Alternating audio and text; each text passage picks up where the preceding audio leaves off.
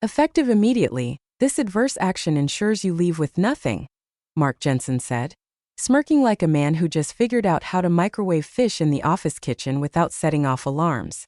I watched Nathan's face in the corner of my screen. He didn't flinch. Not a blink. Not a breath. It was our monthly all-hands video call. Everyone muted, cameras on, smiles fake, and Mark just publicly gutted the man who probably drafted the bylaws of this entire place. You could feel the air get sucked out of the virtual room. Nathan didn't speak. He didn't defend. He didn't ask for clarification or posture for sympathy. He just stared at the lens with those dry, half-lidded eyes, like he was watching a dog try to solve a math problem. Then, just as Mark's mouth curled into that smug little crescent it does when he's showing off for the board, Nathan clicked leave meeting. Gone. I glanced at the live employee count in the top right corner. Down one. In the office, across from the printer that hasn't worked since Q1, Nathan stood, straightened his tie like he was adjusting a noose made of silk, and placed a sealed manila envelope in the center of his desk. No note. No message. Just the envelope. Heavy enough to matter, light enough to carry a legacy. If you're into stories like this, ones where the quiet ones aren't so quiet after all, consider subscribing and giving this a like. It seriously helps the team keep digging up stories that don't get told until after the damage is done. 5 minutes later I saw it. A flicker in the corner of Mark's screen. His Bloomberg widget pinged. He tried to ignore it at first, all chest and performative condescension, telling HR they better find a cheaper replacement by end of day. But I know that look. I've seen it before, when someone gets a text that changes their whole week. Mark's eyes narrowed. He leaned in. The smug drained out of his face like someone pulled a plug. He squinted. His mouth opened slightly. He mumbled it out like a man realizing the stove was still on. Why is Treasury reporting a $9.4 million transfer? And just like that, the room spun. Label says exec plan Diz. Tier 1 Excel. Legal pinged HR. HR pinged finance. Finance pinged me, because once upon a time I had a cup of coffee with Nathan about deferred comp triggers buried in the old equity refresh plan. He wrote that plan back in 2014, someone muttered behind me. No one knew who said it. That's when I looked down and noticed my phone lighting up with a message. From a number I didn't have saved. Just 6 words. Clause 12D. It's time. N. I didn't move. I didn't breathe. Somewhere in the building Mark was asking legal, what does full acceleration mean? And somewhere far, far away, Nathan was already sipping coffee. Watching. Waiting. Silent as a fuse that's just hit its mark. Mark tried to play it off at first, tapping the corner of his laptop like maybe it glitched. Must be a sync issue, he muttered, jaw tightening. But the screen didn't blink. The wire confirmation was real, stamped, sealed, and already routing out of Treasury like a bullet through a polished boardroom window. $9.4 million. Label, exec plan Diz. Tier 1 Excel. He leaned back in his chair, expression frozen somewhere between constipation and confusion, and looked toward legal like they'd accidentally handed him a live grenade instead of a memo. What the hell is Tier 1 Excel? He asked, voice lower now, stripped of the cocky edge he'd had not 15 minutes ago when he booted Nathan from the call like a power move. Legal didn't have an answer. Not right away. We all knew something was wrong because Janet, the company's senior counsel and human ice cube, actually stood up from her desk. She doesn't stand. She pivots. She floats. But now she was physically walking over to finance with a look like someone had just farted during a Supreme Court hearing. You said auto-initiated? She asked the Treasury guy, who looked like he wanted to crawl inside the Bloomberg terminal and disappear. Yes. It fired off exactly 9 minutes after his termination timestamp was logged in Workday. Not approved. No approval required. It's hard-coded into the plan. He looked over at Janet and then past her. It's tagged as irrevocable. Mark coughed, his body trying to reject reality. Janet's eyes narrowed. Pull Nathan Bell's original employment agreement. And get me the 2014 executive comp policy. She didn't raise her voice, but it sliced through the room like piano wire. From across the conference room someone mumbled. He wrote that plan, didn't he? Mark's eyes darted. What did you say? The room went still. I said, the intern repeated, clearing his throat. Nathan wrote that plan. The whole stock thing. Back in 2014. I remember because I was an analyst in HR back then. He was the one who presented it to legal. Mark didn't blink. Then why the hell didn't anyone change it? Because no one ever reviewed it after the 2016 merger, Janet said, already flipping through a thick blue binder with a faded sticker labeled Legacy. Exec equity structure. It was grandfathered in. I remember the way Mark looked at her then. Like she'd just told him the house he bulldozed came with a legal deed to the land beneath his own. His voice cracked. Is it? Can we reverse it? Janet didn't answer. She flipped one more page. Her mouth pressed into a line so thin it could cut stone. She turned the binder toward him, tapped a paragraph with a chipped red nail and walked away. He read it once. Then again. Then dropped his pen. I couldn't see what it said from where I stood, but I saw what it did. The way Mark sagged forward like the words punched through him. That twitch in his jaw? That was the moment he realized he hadn't fired a cost center. He just detonated a clause. Janet didn't sit down. She didn't ask for a laptop or request someone forward her a digital copy. No, she went straight to the fireproof cabinet behind her desk. The one no one touches without latex gloves and a threat from compliance. She yanked open the drawer, flipped past a few thick, leather-bound volumes, and pulled out a binder so old the spine cracked like a bad knee. A faded post-it fluttered out and landed on the floor. Someone had written "Do not touch" Bell on it in Sharpie. She opened it with the same reverence you'd open a cursed book in a horror movie. The kind that starts with Latin and ends with blood. Here, she muttered, stabbing her finger at a header in Times New Roman bold. Clause 12. D. Full acceleration upon adverse action without cause. Silence. Mark blinked, still standing like he couldn't figure out whether to fight, flee, or throw up. Define adverse action, he said, voice tight. Janet didn't flinch. That's already been litigated a dozen ways. Termination without documented cause, or role elimination without performance justification. It qualifies. Okay, but that's one clause. There's more. She turned the page like she was dealing a bad hand in Vegas. Under the ratified 2014 Executive Equity Refresh Plan, still in force by the way, all unvested equity, deferred comp, and performance-based bonuses enter immediate acceleration if Clause 12, D, is triggered. Someone in the room whispered, "Oh no." Mark sat down hard like the chair betrayed him too. Janet kept reading. Section 5B. No reversal, pause, or clawback shall be initiated once the triggering event has been logged in the HRIS system. That meant it was done. Over. The system recognized the event, matched it to a living clause, and executed. The $9.4 million wasn't a glitch. It was policy. And Nathan? He'd written the whole damn thing. Across the table, the CFO looked pale. Wait, are we saying he wrote his own golden parachute? No, Janet said, closing the binder with a soft thud.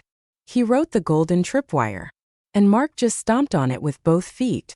Someone cursed under their breath. Mark ran both hands down his face. Jesus Christ. He never even argued.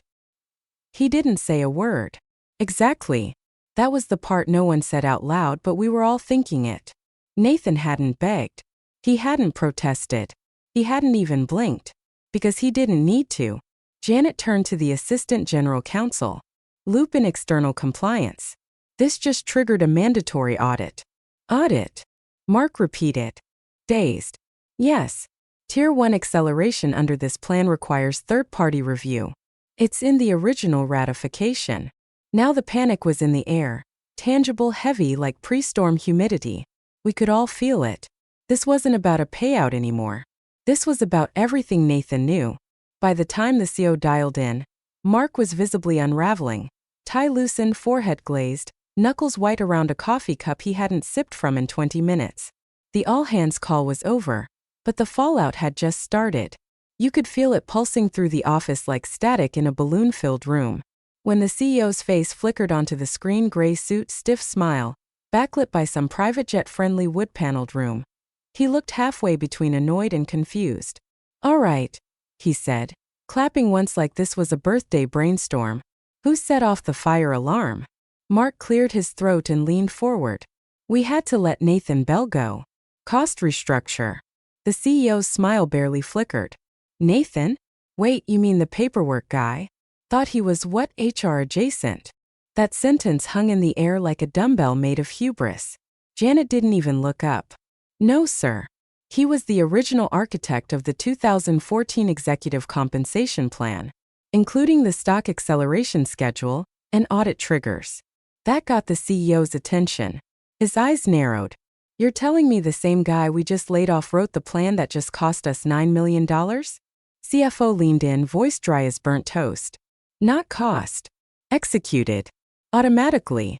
HR logged the termination. Treasury wired the funds. All by design. No approvals required once triggered. The CEO blinked. What the hell kind of plan is that? The kind no one ever bothered to revisit, Janet replied. Because the one guy who understood it was the guy you assumed didn't matter. There was a beat of silence. Then, get the board. Within 15 minutes, the entire C-suite and board of directors were on a secure call. You could hear the panic in the shifting mics, the muted side conversations, the flick of PDFs being opened and screenshotted. No one knew what they were looking at, but everyone felt the heat coming through it. The chair opened bluntly. Explain the $9.4 million. Mark tried. It was a misunderstanding, legacy language we didn't catch. Janet cut in. It's not legacy. It's live. And binding. And it's worse than just the payout. CFO nodded grimly. The plan Nathan wrote includes a compliance audit clause. Tier 1 accelerations trigger a mandatory third-party audit. We've already received the engagement letter. Audit? The CEO repeated. Of what? Janet lifted a finger. Of the entire executive comp history for the past 10 years. Equity grants. Performance bonuses. Deferred options. Any amendment not ratified by the board will surface. Someone unmuted just to mutter Jesus Christ and remuted. Mark looked like someone had taken a blowtorch to his intestines. Is this public? Not yet, Janet said. But it will be. As soon as the audit firm files the SEC notice. The chair's voice dropped half an octave. Why wasn't this flagged during annual reviews? CFO gently. Because Nathan didn't just build the plan. He maintained it. Quietly. Thoroughly. For 9 years. And now he's gone? Mark nodded. Yes. Did he sign any kind of waiver NDA severance?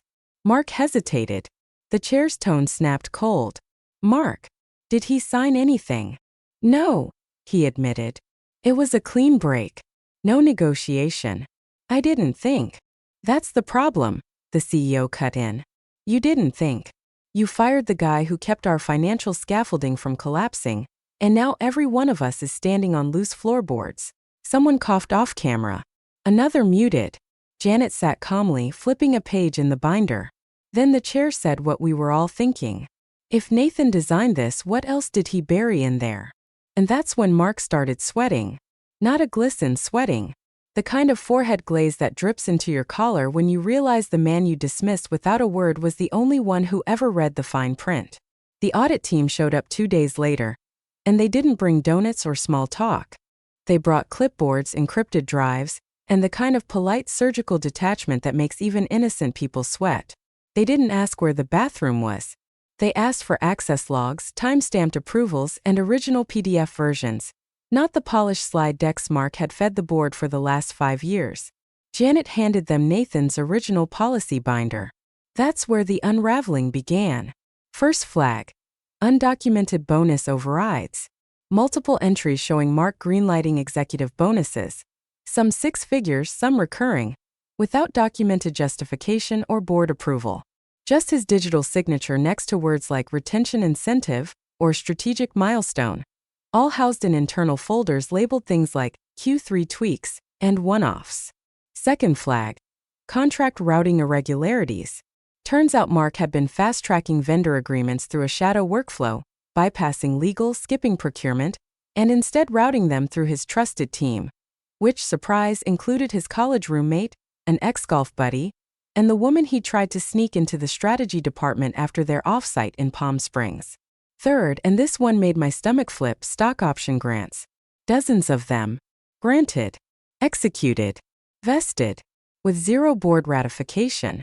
Just Mark signing off and the options quietly appearing in select accounts like magic coins in a rigged arcade. The auditors flagged all of it. Not dramatically, not accusatorily, just one yellow highlight after another, each one a nail tapping gently against the company's coffin. Then they opened Nathan's digital folder. That's when it got biblical. One line, sitting there like a landmine with a neon sign. Access controls revoked upon termination. Plan execution irreversible. The lead auditor looked up, expression unreadable. Did anyone attempt to pause the disbursement? Janet shook her head. There was no window. Treasury couldn't intercept it. The system processed it automatically. The clause disables administrative overrides once HR logs the termination event. Which it did, the auditor asked. At 9:04 a.m., Janet confirmed. And Nathan's account access? Revoked by 9:06. Which means? It means, Janet said slowly, that the system protected the clause from us. The auditor scribbled something in his notebook. That's not just clever. That's self-enforcing governance. Mark looked like he was going to throw up in his water bottle. So he locked us out of our own plan? No, Janet said, voice flat. He locked us into it. From down the table someone whispered.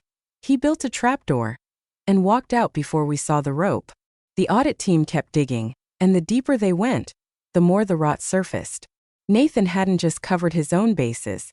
He documented every modification, every ratification lapse, every discrepancy, quietly updating his files after every leadership shuffle, every board reshuffle, every internal power grab. He hadn't stopped the bleeding. He just made sure the moment someone cut the wrong artery, the whole system would bleed out publicly. And Mark? Mark had handed the scalpel to HR with a smile and told them to make it quick. By Thursday, the board was done playing defense. The CEO, now speaking in clipped half-sentences, instructed their external counsel Harper Roth and Keene to make direct contact with Nathan Bell. No more tiptoeing around HR files or parsing old binders for clues. They needed answers and fast. Not just about the payout but about the plan. The audit. The exposure. The timing. I was in the room when the call went out. Speakerphone. Dead silence. You could have heard Mark's soul leaking out through his shoes. 2 rings. Then voicemail. But it wasn't Nathan's voice.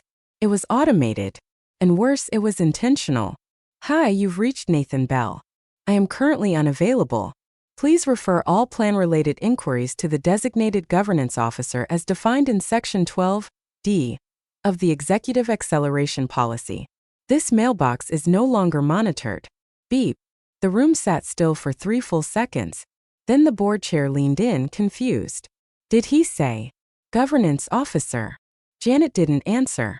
She was already flipping through the now infamous 2014 binder, lips moving silently as she scanned for the clause. She stopped. Here, she said, voice brittle. Section 12(d), subparagraph 2. Upon triggering of the acceleration clause, all questions, disputes, or administrative actions shall be directed to the designated governance officer listed in the ratified plan annex. No contact with the originating party, i.e. plan architect, shall be made post-activation. Mark looked like he'd been hit with a shovel made of contract law. What the hell does that mean? Janet looked up deadpan. It means he legally ghosted us the moment you fired him. And we're not allowed to call him. The only person authorized to speak for the plan now is... She trailed off as she flipped to the annex. Then she blinked. Himself. Under a separate entity. Bell Advisory Group LLC. The room broke into overlapping mutters. The CEO growled. Get HR in here. Now. HR came in like kids summoned to the principal's office. Sweaty, panicked, and visibly regretting every checkbox they'd ever blindly clicked in Workday. Did you review Nathan's employment file before executing the termination? We reviewed salary comps and headcount, the HR manager stammered. There was a directive to reduce legacy roles. We weren't told he had governance authority. Janet's stare could have chilled vodka. He had foundational authorship. You terminated the guy who built the system you're now trying to control. Mark jumped in, desperate to regain control of the narrative. Okay, but come on, he never acted like he was that important. He just sat there taking notes and wearing those dusty loafers. Exactly, said the CFO. He didn't need to act important. He was important. Quietly. Legally. Permanently. That was when I realized the shift had happened. Mark wasn't running this anymore. The board wasn't even looking at him. They were looking at Janet. At the audit team. At the numbers that now glared from the projector like neon indictments. He tried to speak again. Something about reputation risk and controlled narrative and optics. But his voice cracked halfway through. And nobody stopped to listen. Because in that moment, everyone understood the same brutal truth. Mark didn't just lose control. He never had it to begin with. The next morning's boardroom meeting felt less like a corporate strategy session and more like the first 10 minutes of a courtroom drama. Just before the smoking gun hits the table. No catered breakfast, no small talk, no fake smiles. Just thick folders, clunky laptops, and the quiet hum of incoming dread. Mark sat at the far end of the table trying to look like a man with options. But his tie was crooked and he hadn't shaved. His hands kept adjusting things, his watch, his water bottle, his broken poker face. At the head of the table, the chair opened a crisp leather portfolio with the kind of deliberate stillness that made everyone hold their breath. No one interrupted. No one dared. She flipped to a printed page, cleared her throat and began to read aloud. Intentional adverse action against a plan author, enacted without performance review, triggers full acceleration of all unvested equity, deferred compensation, and restricted holdings. A few board members shifted uncomfortably in their seats. You could feel the realization spreading through the room like a slow gas leak. But then she read the next line. No clawback, reversal, or reversion permitted post-initiation. That did it. Murmurs broke out. Half-muted whispers, side glances, rustling pages. Someone whispered, "Jesus, that's airtight." Another followed with, "Who drafts like that?" Across from me, one director leaned in and said under his breath, "This wasn't just legal. It was surgical." And it was.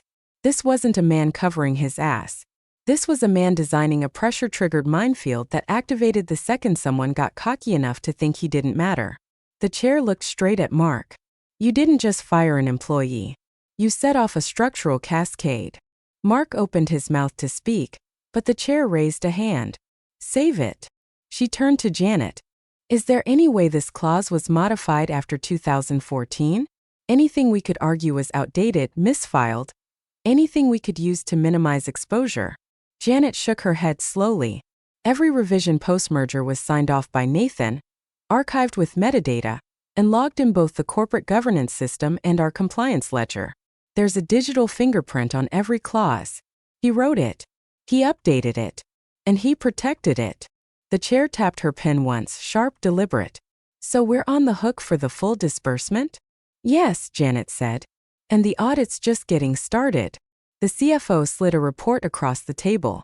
Preliminary findings suggest misuse of discretionary bonuses, unratified stock grants, and non-compliant vendor approvals going back 7 years. All of it tied to Mark's approvals. Now the room truly shifted. Not with noise but with silence, the kind that hollows out the air. Mark leaned forward, voice strained. Look, nobody knew he had that kind of authority. He was buried in documentation. He never made waves. The chair didn't blink. Exactly. He didn't need to. She stood, gathering her papers. Everyone take the rest of the day. We reconvene tomorrow. By then I want a written response plan, a calm strategy, and a revised audit timeline. And then she said it.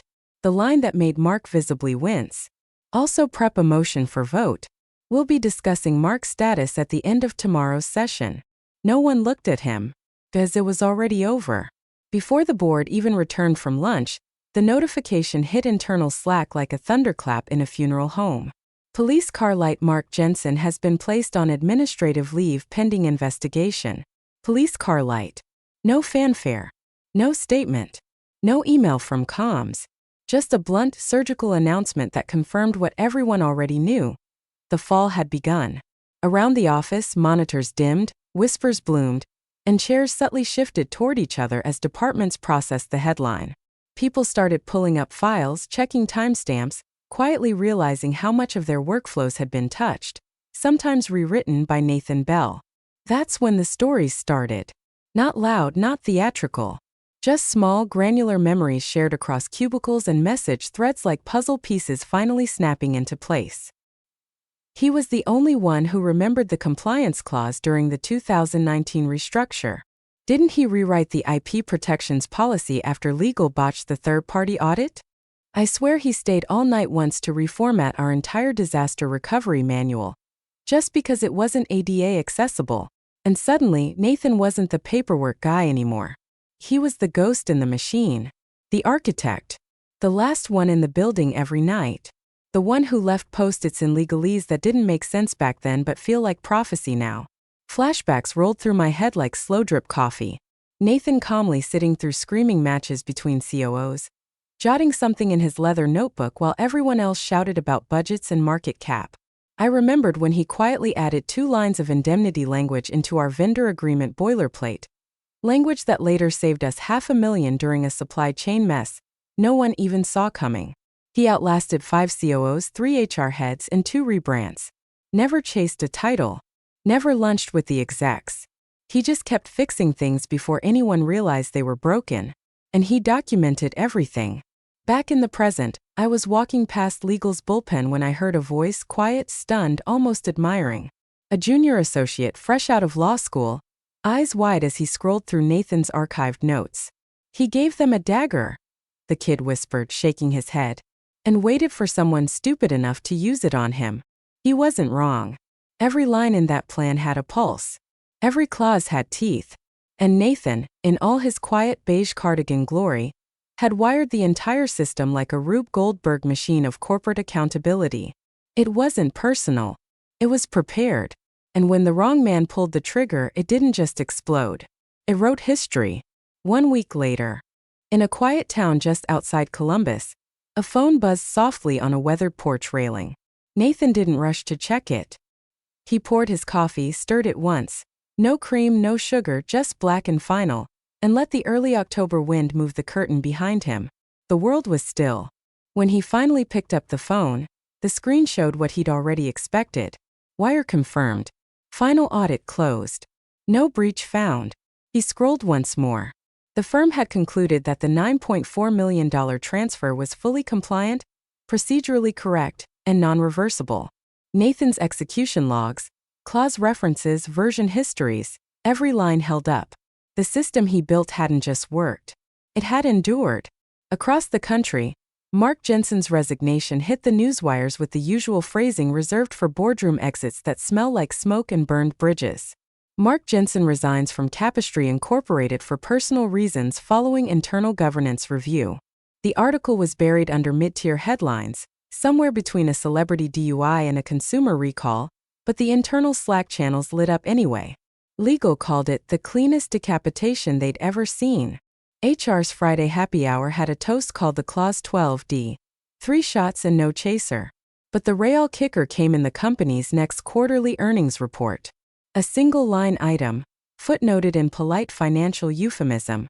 One-time non-recurring executive compensation event, $9.4 million. Just numbers. Just accounting. But it sang like a hymn. Out on his porch, Nathan exhaled into the Ohio chill and opened a text from an old colleague. Was that your clause? He stared at the screen for a long second, watching a cardinal land on the bird feeder just a few feet away. Then he typed one word. Accelerated. No follow-up. No gloating. Just clarity. He took another sip of coffee and looked out across the yard. The kind of quiet stretch where no one asked what you used to do. Only whether you wanted a refill. Inside, on a small shelf above his desk, sat the same binder Janet once called cursed. Except this copy wasn't dusty. It was pristine. Updated. Annotated. Rebound in black leather with one phrase embossed across the front. Control is never assumed. It's documented. They thought they were cutting costs. They thought he was dead weight. They smirked like he was disposable. He wrote the plan that made them pay for it.